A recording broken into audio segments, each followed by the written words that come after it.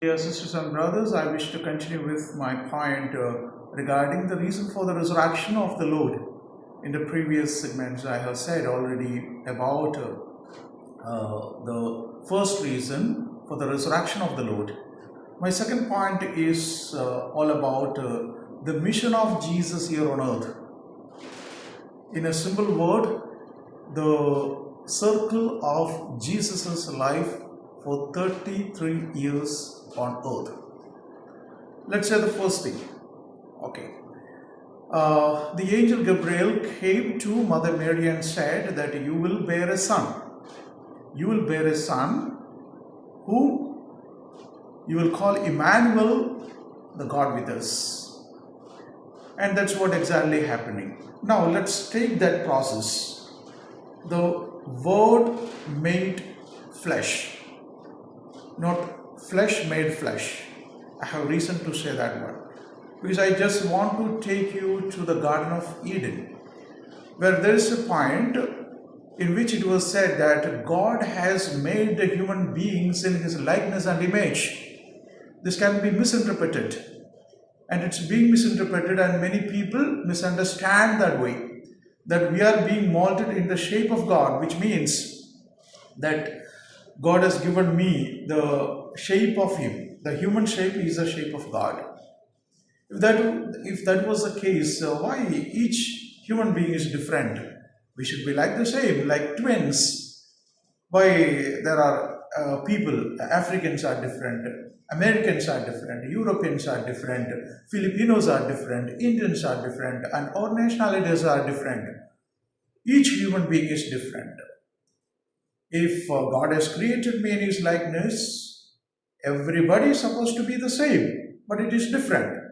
So, what is this likeness and image? This is where we have to understand that Jesus or God the Father, when created the human beings, have created us in his likeness and image, means he had given us a lot of his abilities, a lot of his talents, which he had not given to any other animals, and that's what makes us different. For example, let's say the lions, the cheetahs, or the elephants, or any animals on the surface of the earth, or under the water, or over the sky.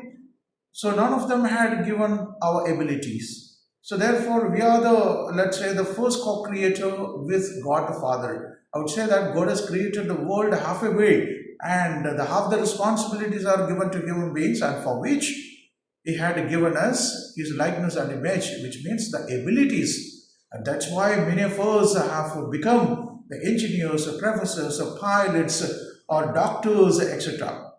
Although we don't have wings, but we can fly in the sky by the flight. Although we don't have, like the abilities of a fish, but we can swim, or we can go over the water. We have, bigger ships and a lot of facilities, underwater facilities.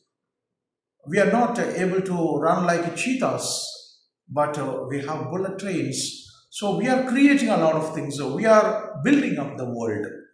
And that was a responsibility given to the human beings, and that is why we are created in the likeness and image of God Himself. So I said this point because I want to take the attention to the word made flesh.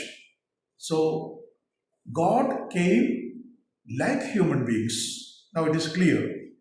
So in the creation, He has not given us His shape, but He has a shape, or let's say He is a shapeless, is beyond everything, is omnipotent, omniscient, ever living. So we cannot just compress him or shorten him into a specified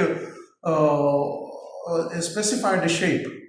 So, like in the Sanskrit, we used to say that nati, nati, nati, not this, not this, not this, is beyond everything, and therefore he doesn't have a specified shape. Now, God the Father decided to give a shape to his Son, and that's a human shape. And that's why the Word made flesh. So, from the heavenly world, he's becoming the human. Now, interestingly, the 33 years he lived exactly like the human beings. So, therefore, he addressed himself as Son of Man. This is where the controversy comes. Many people misunderstand how comes that he has never said that he is son of God. No, he was not son of God that particular time because he made flesh himself. Now he wants to live with us, like you, like me, but except in sin. Except in sin means so that is the essence of God. So he cannot sin and he will not wish to sin. And therefore, except in that one, he lived like us. And that's why he had a lot of problems. He was tempted after 40 days of his fasting. He was tempted by devil, and that's why he raised a prayer to God. That's why means because he was a human being, he raised, why have you forsaken me? Or in another occasion, he said, Lord, if it is possible, take this chalice away from me. It's all human prayer. That's what he manifested there. So that was the human shape. Now, when he had passion and death, that humanness of Jesus ends there. Now, who is going to resurrect it is the Son of God. So that is where the circle is completed. If the resurrection is possible, if the resurrection had not taken place, the circle of Jesus' life here on earth is incomplete. And therefore, I would say, he came down from the heavenly world as God the Son, and as soon as he reached here on earth, he lived like a human being, and he completed that his circle. And after completing the circle, he went back to the heavenly world as Son of God. So therefore, I would say that the resurrection of Jesus was inevitable.